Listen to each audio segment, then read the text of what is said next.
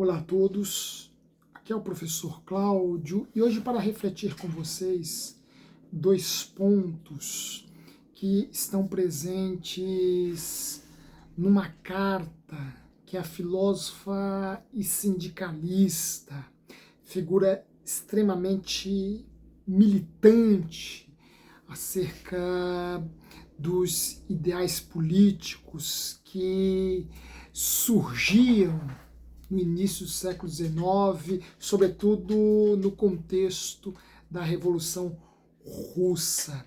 Esta filósofa e sindicalista foi uma grande entusiasta destes novos ideais, uma figura extremamente militante que conseguiu conciliar pensamento e praxis, teoria e praxis, pois além de filósofa, foi também uma militante destes ideais. E eu me refiro aqui à filósofa Rosa Luxemburgo, que em 1917, portanto no contexto da Revolução Francesa, se encontrava presa em Breslau, onde ali já estava, numa prisão feminina, onde ali já estava há 3 anos.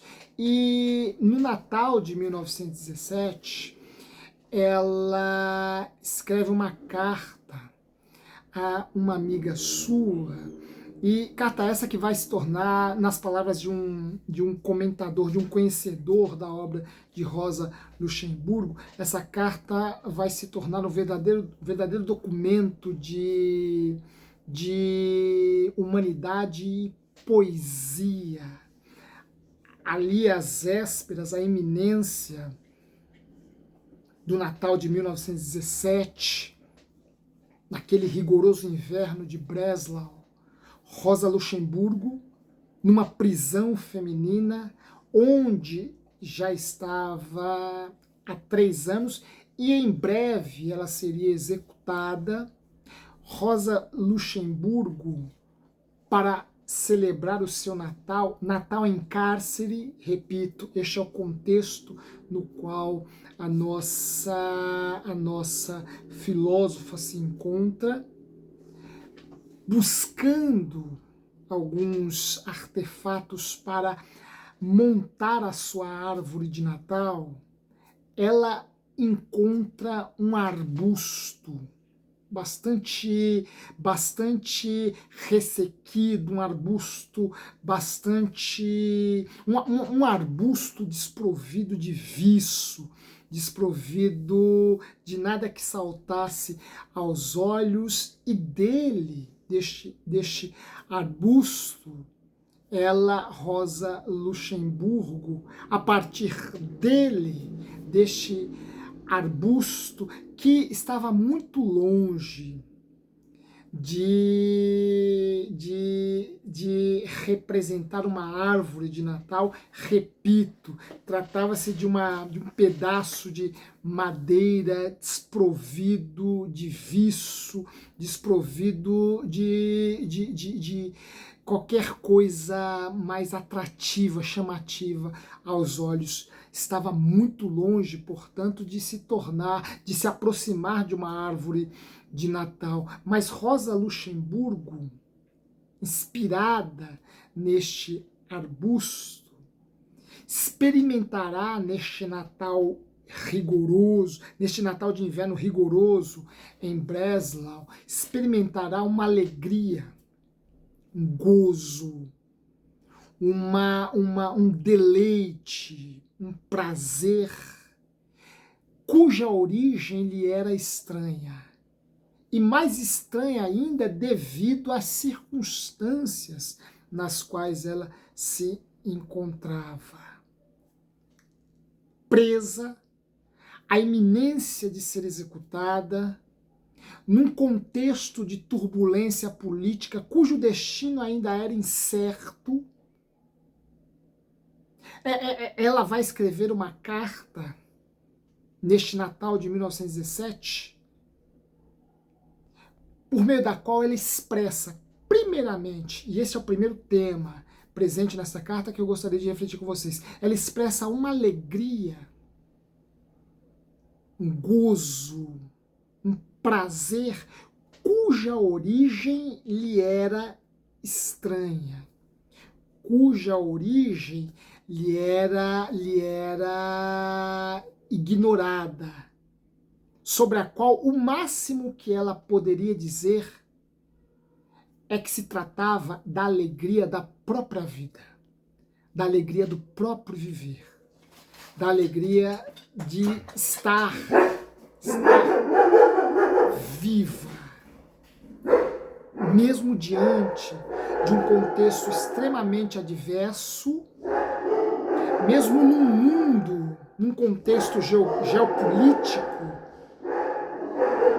turbulento, cuja sorte, cujo destino, cujo futuro eram bastante incertos. Ela experimenta uma alegria estranha, uma alegria cuja causa lhe era ignorada, uma alegria que não tinha nenhum motivo aparente de ser, mas uma alegria, cuja única razão só poderia ser a alegria de viver, a alegria da vida, a embriaguez de estar vivo, porque às vezes o estar vivo é um estado, o estar vivo implica uma alegria que se assemelha a um estado de embriaguez.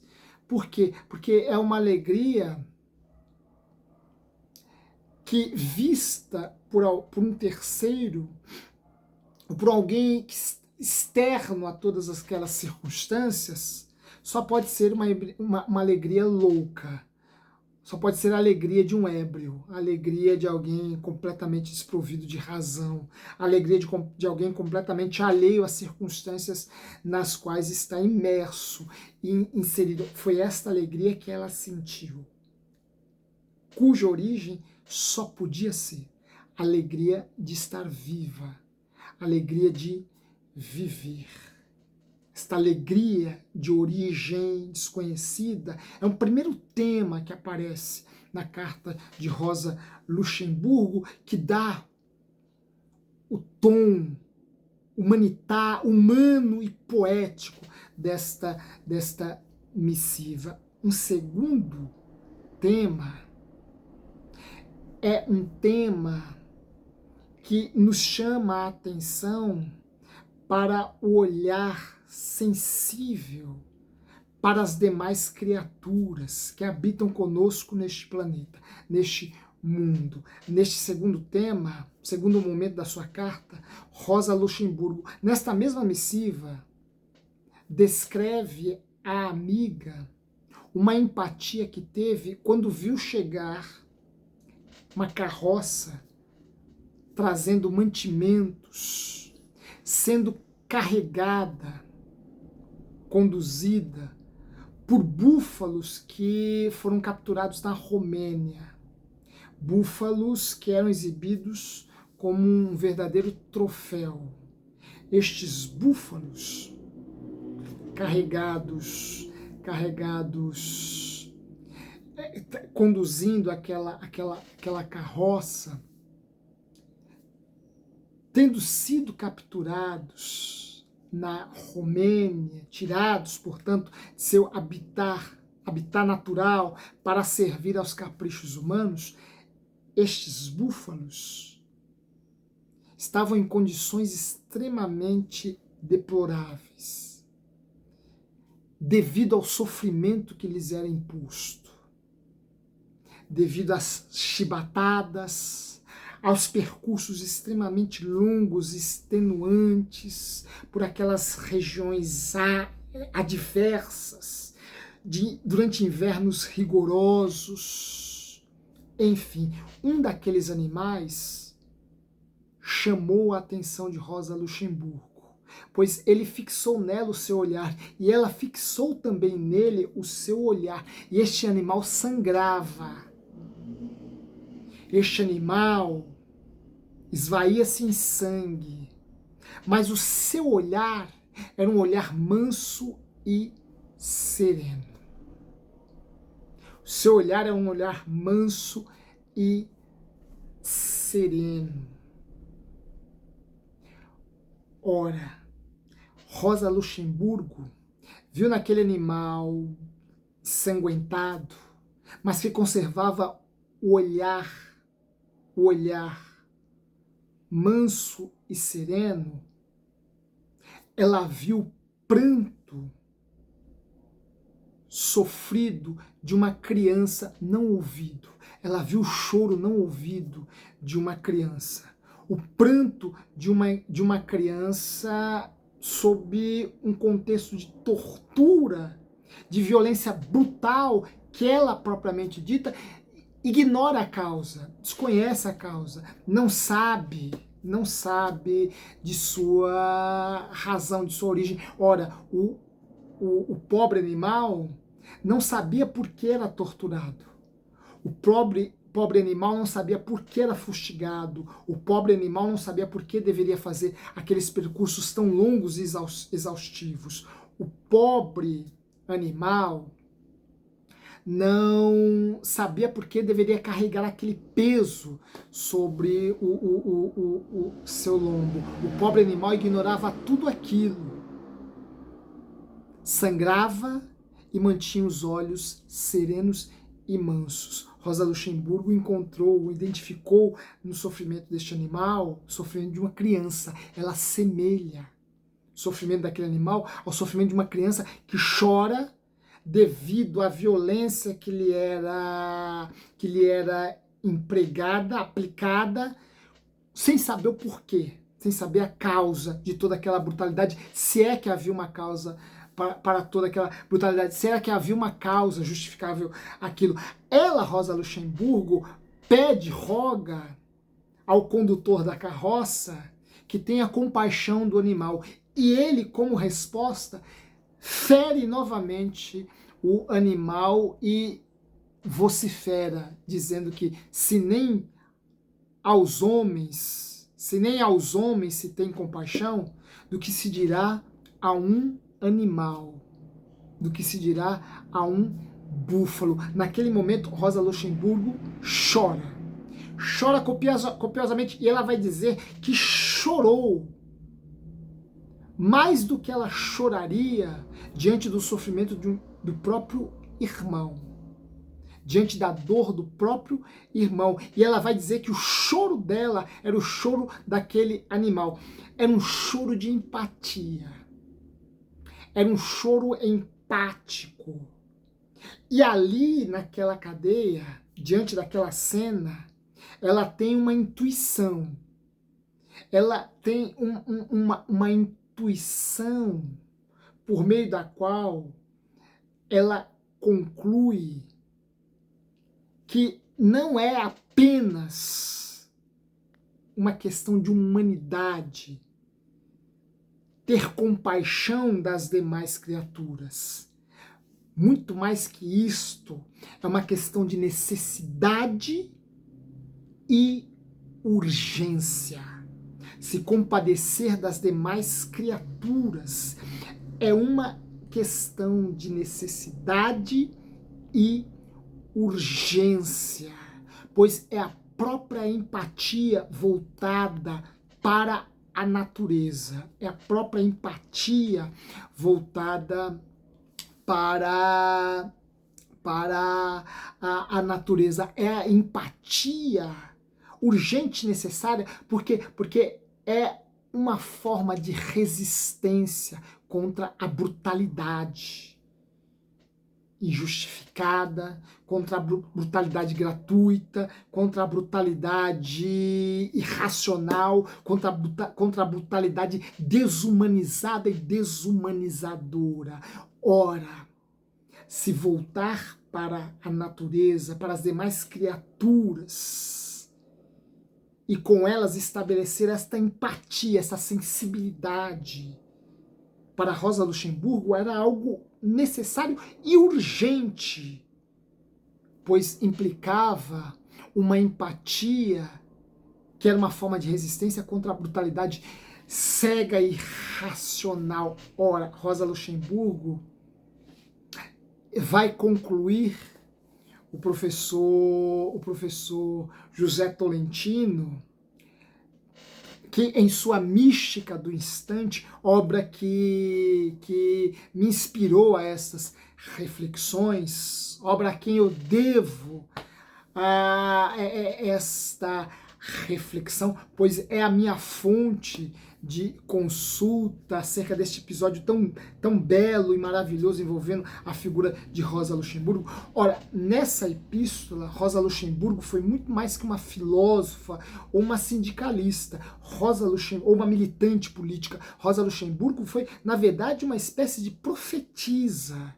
Inclusive, nesta carta, ela vai, de forma extremamente misteriosa, profetizar os pogroms na Alemanha. Né? Veja, ela vai de alguma forma profetizar, antever os programas antissemíticos que seriam desenvolvidos pelo regime nazista.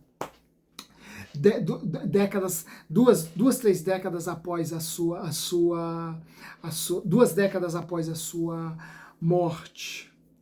Ora, Rosa Luxemburgo também aqui anteviu uma necessidade, que é uma necessidade nossa, viu aqui uma necessidade que é uma necessidade extremamente contemporânea e premente.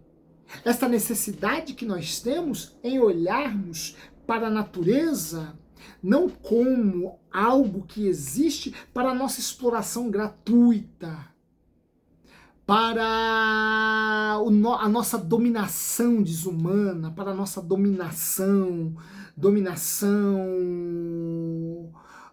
abusiva, predatória, nossa dominação sádica. Ora, Rosa Luxemburgo aqui é profética, foi profética também neste tema, pois ela nos convoca a um olhar sensível que temos que ter para com todas as demais criaturas,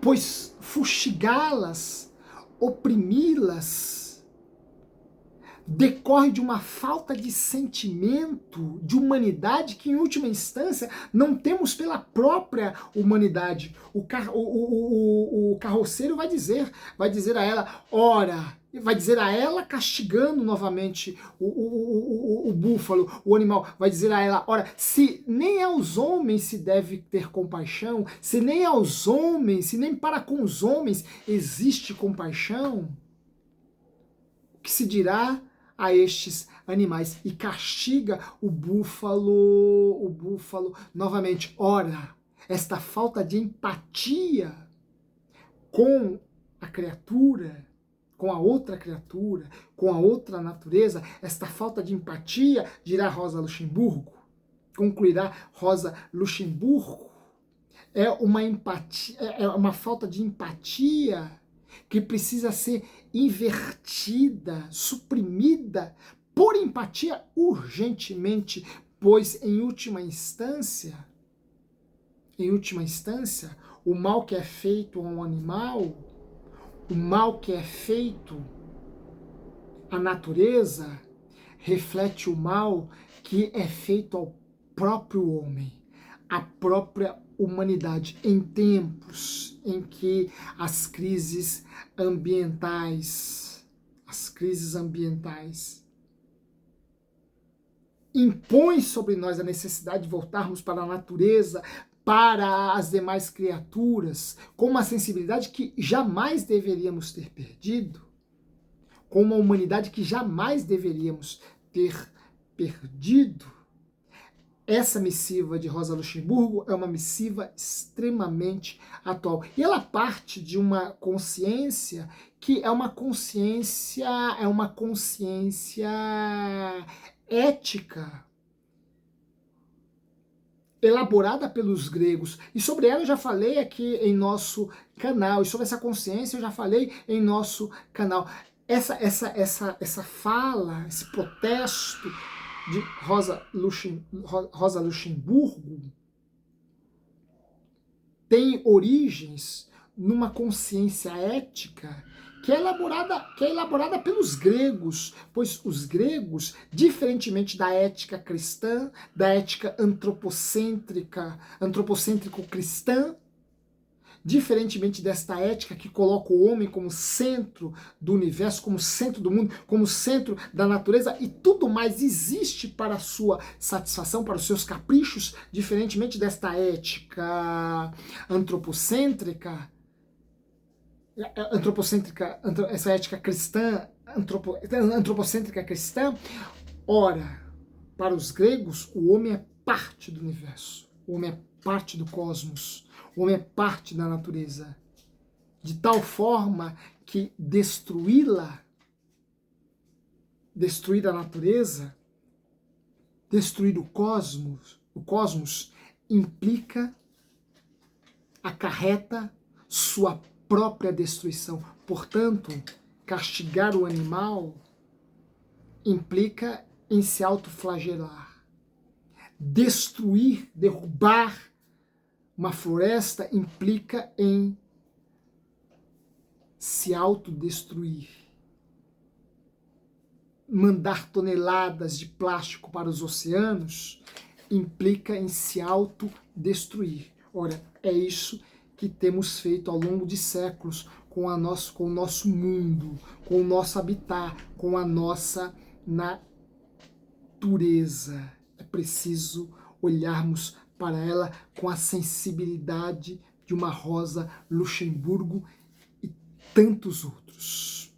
Forte abraço, até o nosso próximo encontro. Eram essas as considerações que eu gostaria de fazer com vocês acerca desta figura maravilhosa, Rosa Luxemburgo, dessa missiva que eu fiquei sabendo, cuja existência eu fiquei sabendo por meio da leitura da Mística do Instante, do professor José Tolentino, do professor português José Tolentino, a quem eu devo essas lições aqui compartilhadas com vocês, cujo crédito atribuo a ele. São as leituras que vamos fazendo, são as leituras que vão nos inspirando, vão nos motivando, vão nos renovando o ânimo, vão nos dando coragem para resistir a este mundo tão insano, a este mundo tão desumano no qual estamos inseridos. Mas resistamos. Portanto, eu vou ficando por aqui. Se gostaram dessa reflexão, não se esqueçam de deixar aí os seus comentários, não se esqueçam de deixar aí o seu like. Isso nos ajuda, né? Esse engajamento de vocês nos ajuda bastante, pois o YouTube faz uma leitura positiva desse tipo de engajamento e manda, né? Distribui esse vídeo a outras pessoas. Se não fez a tua inscrição, faça a tua inscrição em nosso canal, compartilhe este nosso espaço com outras pessoas e em breve voltaremos aqui para refletirmos juntos. Forte abraço e até lá.